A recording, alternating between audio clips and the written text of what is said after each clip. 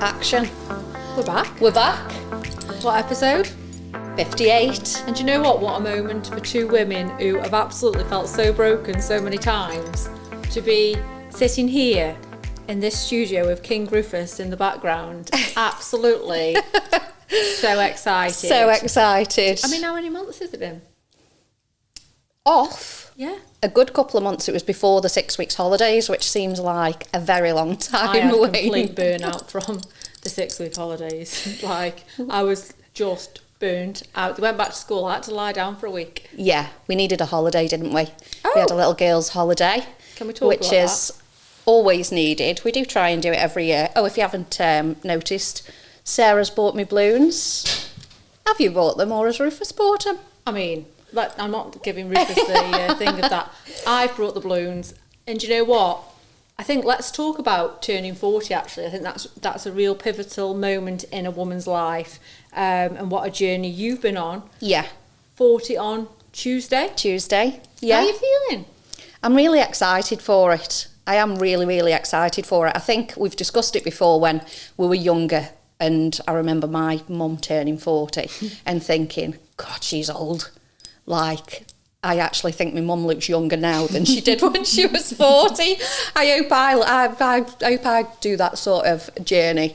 But yeah, I feel like I'm going into it really in a really good space. And I think that's Important. just really important. I think your 30s you go through, obviously my 30s were a little bit more rocky than normal. Very rocky. Navigating hell. But What would you say you've learned mostly from your 30s? oh God, Come on. loads. The one Boundaries. We love a boundary. To two women who once never had a boundary. Not a boundary in sight, I don't think. When I think now, I think, good grief, like no, not a boundary in sight for me. And now, they're up here. But I think mine are a bit too boundary. They're always too high. Mine are too high. But I think that is the thing, isn't it? I think what we do is, I remember growing up thinking that, turning 40, you were old, Yeah. you were like, that'd be it. And I think society's changed so much for women. Yeah. I think we're understanding actually, yes, your 20s are perhaps about making the mistakes, learning about yourself. Yeah. Your 30s are a bit more about that, but actually you're finding your common ground with yourself, you're learning about yourself a bit more. And the mistakes that you're making, you're learning from. So I think, like, I'm going to be 40 in February, and I feel like I'm exactly where I'm meant to be. Yeah. What a moment. And it is like, they say, don't they, life starts at 40. And I actually do think that's true. That's where I feel like I'm at. Because you've made a big change. Yeah, big changes. Let's talk about the big change in your life. Yeah, so I've quit my job. I think it's all about mindset. And I always have these flips of mindset that just sort of go in my head, just moments that I just think I was exactly the same. And I always sort of think back to how much I was in when Dino left, a victim mindset for so long. And there was always that blame of, you've done this to me. And I always wanted answers and I always wanted that. And actually, I think you just have to come to a point where you think, who is this upsetting? Who's feeling negative pretty much every day? It's not him, it's not these other people, it's me. And it's about sort of just flipping the mindset of, I can forgive you, I don't need to make space in my life for you, but I can forgive you and we can move on. And it's just such a nice feeling to be like that. That's what you've done with your job. And that's what I've done with my job. Again, I've not been happy for a long time, but I think when you come to a point where it's... I was like, good grief, like, from the outside, for me, I could see it. But Yeah. I suppose, you have to go on your little journey, and financially that coming up you're going to be okay, because you can't just quit your job. No, don't do that. I've not been that rash. Yeah. I am sensible about it. But yeah, I think I say what you're not changing, you're choosing. 100%. Everybody has a choice, and it kind of got to a point where I was like, so why are you waking up every day hating going into the office? You're not valued, you're not appreciated, you're not respected, and who's feeling shit about it? Me or them? They aren't. They're the ones who are putting massive amounts of pressure on everybody. So that's when, I was just like, you know what? And I did feel it's very liberating and empowering when you sort of just go, when you choose yourself. Absolutely. And just think, I'm not doing this for anybody else anymore. And I was a little bit lost at first, because I'm so used to the routine of going to work and working full time and things like that. But my sort of attitude now, just at home with the boys, I'm really enjoying going to events. We went to our first event, Absolutely. My daytime event. Which, incredible. It's so nice to have you back. And I think, and let's talk about, I suppose, them parts of when we're feeling lost, because that's important, isn't it? I think we keep running away from because we don't want to feel lost, because nobody does want to feel lost. And I think you knew when you were going to end your job that you were going to feel these big feelings. Yeah. And then big feelings are what you need to lean into. Yeah. And I think, it's so important to embrace the brokenness, the feeling lost, because actually now you've had that space. I think it's about giving yourself space and time and downtime to find yourself again. Yeah. And honestly, I'm so excited to have you back. I know. Because you don't realise how consuming these people, that job was. That you had until once I'd quit, I just felt like things were opening up, and I'd got space to see, right, what do I want to do? I feel like my creativity's coming back a little bit, and I've enjoyed going to like the events and things, and shall we talk about the event? Them.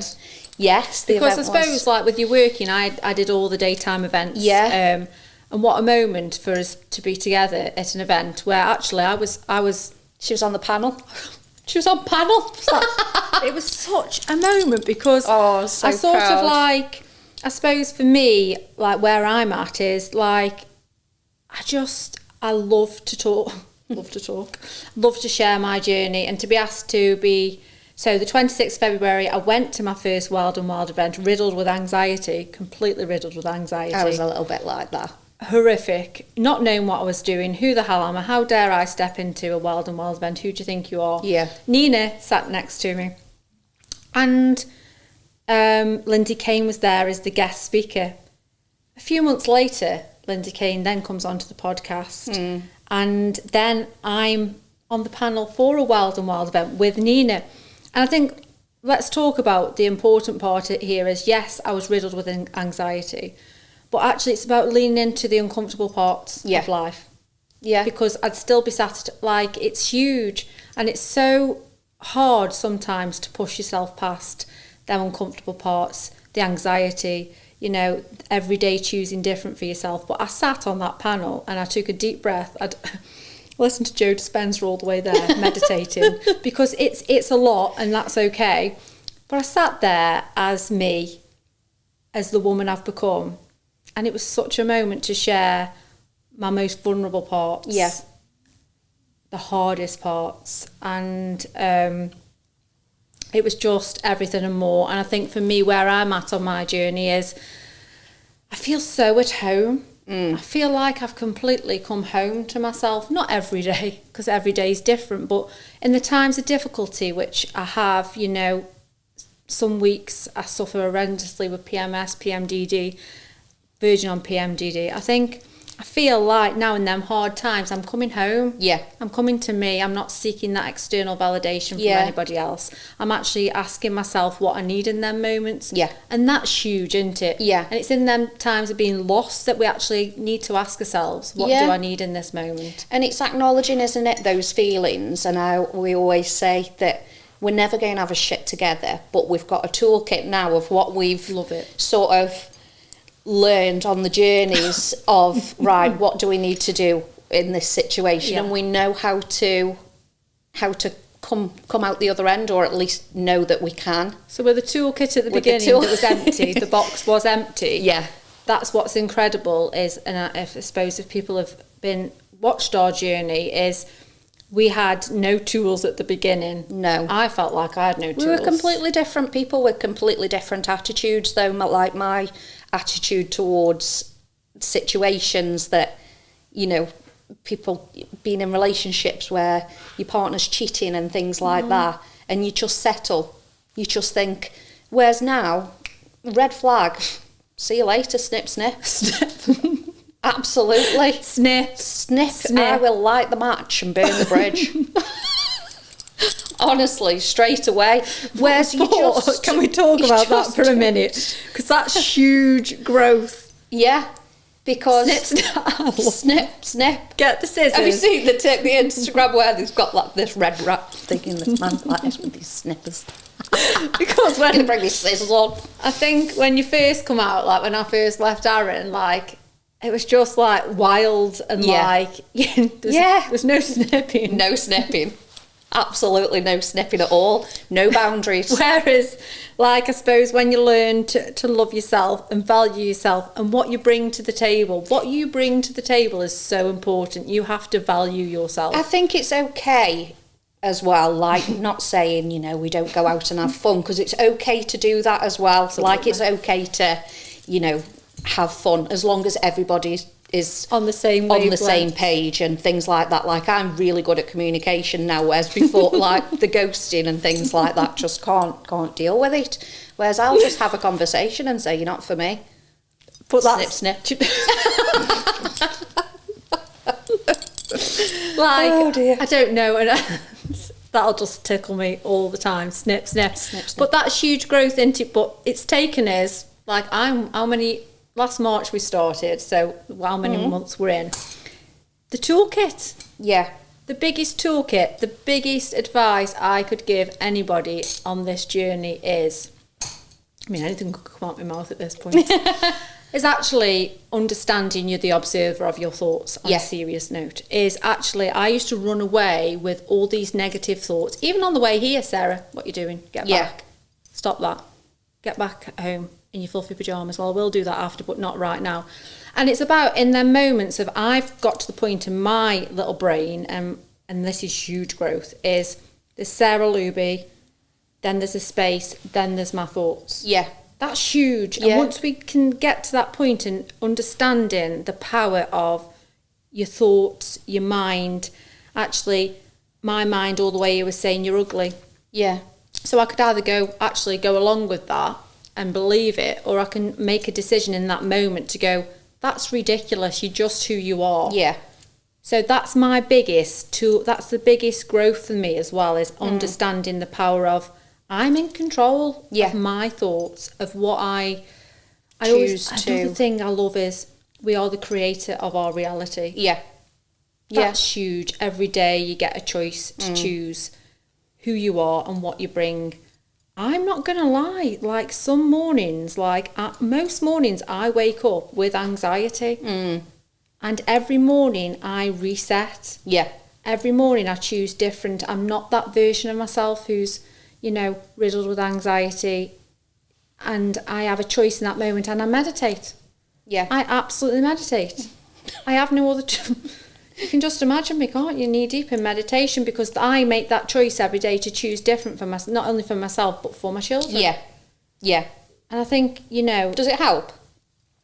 I can't tell you how much meditation just takes everything away, and you sit with yourself and you look at yourself beyond reality, I suppose, beyond them thoughts of like, you know, negative thoughts, all these thoughts, and I can see myself when I reset, actually, who I am beyond what my blueprint tells me, or the old versions of myself tell me.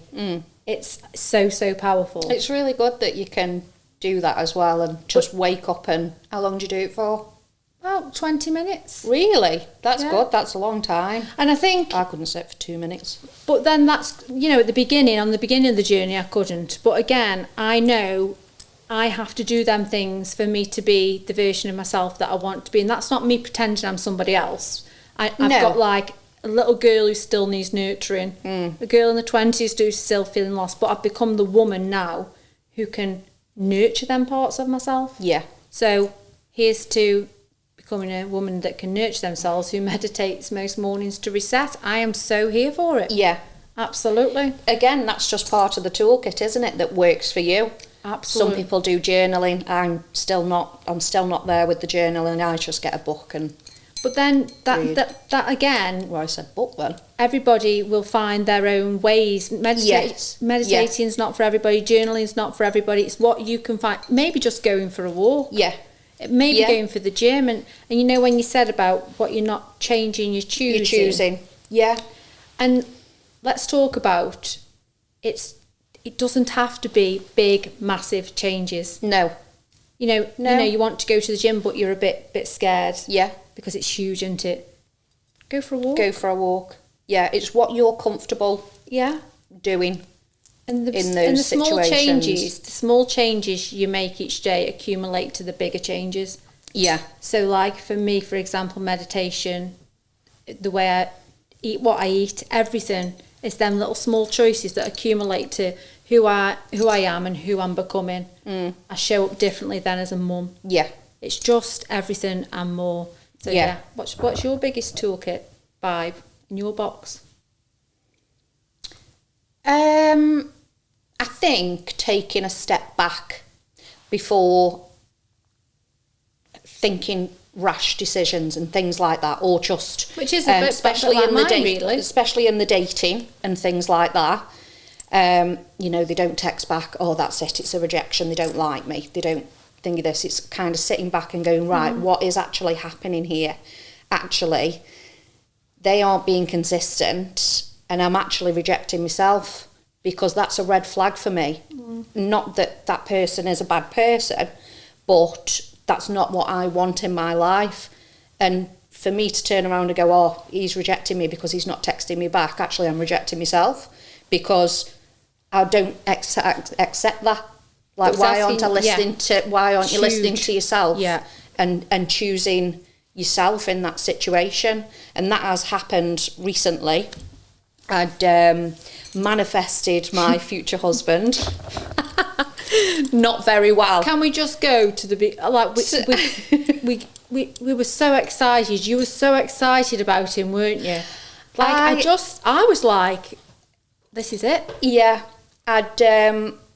And I don't know what it is, because, and again, I had to sit back and think, right, Zara, what exactly is this that you've romanticised in your head about this person who you've never even met? We just FaceTimed a couple of times, but I don't know if it was because of the situation I was in. I'd already quit my job. I'm literally in the middle of a house move. We're pretty much on mattresses on the floor, all of us. So you're feeling very sort of lost. So I don't know whether that was because my self-worth was a little bit low. He's not a bad person at all. It was just he's not got the time. He's not got the time to give me what I need. I'm not a needy person, but he was literally like this slow. I think it was like bare minimum. Bare minimum, yeah. And he was aware of that, and he communicated it with me. So you thought you manifested your husband? Yeah, I didn't. But so, lesson learned. Lesson learned, and I've just started. Oh, it's wet. The Francesca Amber Manifest Like a Mother. We saw her at the Happy Festival, didn't we? Yeah, with Fern Cotton. I've followed her for quite a while, to be honest. So yeah, I'm hoping that this manifests. I think not just a husband. As a busy mum myself, I think it's things that everybody can put into place, even if you're really busy. Yeah. And I think, incredible. And I'm all into manifesting. Yeah. All into that. So you'll have to let us know. I'll let you know if I manifest. So, he's gone. Yes. The husband's gone. The husband's gone. Again, it was that sitting back. Trying not to go with the dopamine rush. Yes. Because let's talk about the excitement that comes with when you like somebody. Yeah. It's so exciting, isn't it? But I have to put the brakes on. Yeah. Because it gets really that excitement. Could this be the one in your head? making out that it could be this person, that person is going to be in the future. They're there and it's real exciting. Yeah. But we have to breathe at some point and say, actually, what is the reality of this person? Yeah, and that's what I needed to do, because it was massively triggering me. Because when the dopamine went like that, I'm getting anxious then. And you have to regulate your nervous system yourself. You've got to take a step back and think, what the hell am I doing? And I thought, he can't give me what I want. He's not a bad person. It's just he can't give me what I want, and that's okay. So, yeah, he's in the bin. Snip, snip. Snip, gone. Snip, goodbye. Goodbye. How's dating going? Good. So I have been dating somebody who is just hilarious. So funny. So funny. I do know of him. So he is very funny. Yeah. And I've said to you, we've had the conversation, haven't we, about actually building beyond sex and everything else. Yeah. Build beyond that, because that does come. Yeah. But actually, what does this person give you beyond that? That's what's really important. Yeah. How does this person hold themselves? How do you feel when you're around them? Yeah. Like that. And they're all huge. It's just really nice. It's like I'm a kid around him. I've never really been with anyone funny. I love a funny guy. Yeah. I'm just, the banter's there. We also do have that sort of, because I was a little bit worried that, when some people are a bit too funny, that you've not got that sort of sexual attraction You've got to to them. have the sexual attraction, but it doesn't mean you need to 100%. have sex straight away with them. We've got, like, I always think, like, high value woman, don't give yourself away. Yeah. No thank you to that. Yeah. And it's hot. It can be really difficult. Yeah, but I think the build-up is good as well. The build-up. When you have that sort of... and you want to sort of navigate in dating is, what is this person going to bring to me? Yeah. So before you go and give yourself quite freely, just like that, actually take a step back and learn about this person. Yeah. Actually, what is this person going to bring to me? Can he meet me where I'm at? Yeah. There's a huge one. Yeah. Get off the dopamine ride. Yeah. And get back to reality. Yeah. And I think I am really good at now. It's just doing nice things, isn't it? Like, we've just been for coffee and things like that, like coffee over going out and getting leathered, or sitting at a table for a meal, although we are going out for a meal for my 40th. He is taking me out. Where are you going? Panama Hatties. Don't know where it is. It is this way. Oh, I don't is it? know. Yeah. So yeah, doing that. I'm going to Chester on Tuesday. I've got a very busy week. Well, you are turning 40. I don't know if you know that she's turning 40. Don't know if and it's you know. really exciting. I'm going to have them attached to me for the rest of the week. I think so. On my feet. My mum's brought me a crown. She's dead excited about this And crown. a sash. I love a sash. I had to nip it. I had to say no to the sash. No, Sarah, don't. If your mum's put it on. 40, you need to wear it. She's had it off Shein. So what? Karen, make sure she wears the sash. Not that this will come out before Tuesday, but she will Did she wear the sash or not? No. And can we talk about as well, what's really exciting is everybody needs a girls' holiday once a month. Yes. Talking of sashes and hats. Because I tell you what therapy. I just absolutely was Sarah Luby beyond mum, beyond anything else. I was just me. Everybody saw us half naked. And half naked this week in our little videos we've done of getting dressed. That's also exciting. Yes. But a girls' holiday was just everything and more. Yeah. But I think what goes on, what's that saying? What goes on in Spain stays in Spain sometimes. Absolutely stays in Spain. Oh, flashbacks. Nobody wants them. No, it's a very calm. It was, to be fair, it was a very calm. It always is. We're all, I mean, me and you are single, but Nicola and Hev are obviously in long-term relationships, and Charlene as well. We did go wild one night. We went wild. But I think it's just needed, isn't it? Spanish men. Good grief to Spanish men. They're very, very attractive, but equally are the women, actually. Yes. It's really attractive. And it was a really nice time. I think we said we need one at least once a month. I think so. For a good week. I don't think that's asking too much, is it? No, not at all. Once a month, Friday to Monday. Absolutely manifesting it. Yeah. 100%. My dating life is, absolutely. Like, I'm enjoying where I'm at. I'm enjoying people's company. That might sound that I've got loads of men on the go. I haven't got loads of men on the go, but like for me is I'm ready to meet somebody. Yeah. But I also know what's going to happen when I meet somebody I like. Is I'm going to get triggered. But that's because I massively, you see Sarah on Instagram and, I am confident, but there's still so many sides of me that are still really vulnerable about letting somebody in, giving my heart to somebody. That little girl who's still like, you'll never be good enough for somebody. They are all still real, and they are things that I'm leaning into and working on. So for me, dating was so much fun when I left Aaron, whereas it feels really different now. Yeah. Of course it's still fun. If you ever go on a date with Sarah Luby, you'll be rowing a boat, you'll be doing the best things. But then it gets really difficult for me in the times where now if I like somebody... Yeah. Oh. You've just got to embrace it though, haven't you? I think before you don't put yourself in those situations, whereas at least now you are putting yourself in those situations. You're leaning. I'm leaning. And how far do you lean? But I'm leaning, and I'm going to embrace it, because you've got to be vulnerable to allow somebody in. Yeah. A big step for me. Yeah. A massive step for me. Huge. So, but I do want to get married. Yeah. I really do want to get married. She's still on about, can everybody remember what the hen party? What about it? When Heather's going to dress you up. No, I'm not being dressed up as anything. Well, I'm definitely getting a sash. A penis. After you've just told my mum that she needs to. I'd have a sash. I'd have 10 sashes on. Absolutely. Do you know what I mean? Like, yeah, embrace so for me, dating has really evolved itself. The more my boundaries are really good. I'd say too high sometimes because I'm so scared to let somebody in, but they're lowering. Yeah. They're lowering.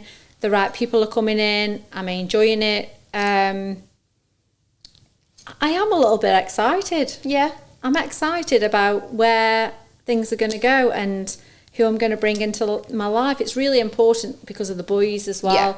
I don't see the point in dating somebody who's not going to be able to take the boys on. No. Because that's a pointless thing as well, isn't it? Yeah. You're just putting your energy into something that's just not... No, thank you to putting your energy into anything that doesn't align.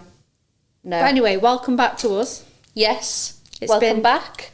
And do you know what? We've got guests lined up until February. Actually March now, I think. March we're heading to. Yeah. And that is really exciting. And for me is moving forward for the 4 o'clock club is becoming a place for women to just be. And that would be for me a platform of life coaching, free events, paid events, and we're doing the walk and talk. We're going to do some walks and talks. Which will be free, obviously. Yeah. We're going to get them sorted, aren't we? Yeah. Really excited. So glad to have you back. I know. I really am. Feel like... I'll be 40. No, but do you know what? For me is, like, when you're working full-time but now I can see, and it's so exciting, that you've got your sparkle back, Zara's back. I want to take a moment, actually, for Zara. Because she's 40 on Tuesday. Don't sing happy birthday. I'm not going to sing happy birthday, but I might say a BAFTA speech because you are my best friend and I want to take this moment to end this episode because, for one, the amount of times that we've picked each other up off the floor and still do from time to time, for you to go through the worst betrayal from your husband and to be sitting here as the woman you are today. I really, really want you to be so proud of yourself, and I'm so proud of you. And just know that 40 is going to be incredible for you, for both of us. I just know sitting here it feels so aligned, and yeah, it's good to have you back. Your sparkle's back. To be back. Creativity's back. Yes. With your Instagram reel, I loved it. Did you like it? I loved it so much. I know. I'm here for it. She's back. I'm back. So episode 58 is done. We are back with a bang. And yeah, here's to, what day is it? Sunday. Here's to Sunday, here's to Rufus, here's to Zara. Happy 40th. Here's to Sarah. Oh yeah, and here's to me. Toodaloo.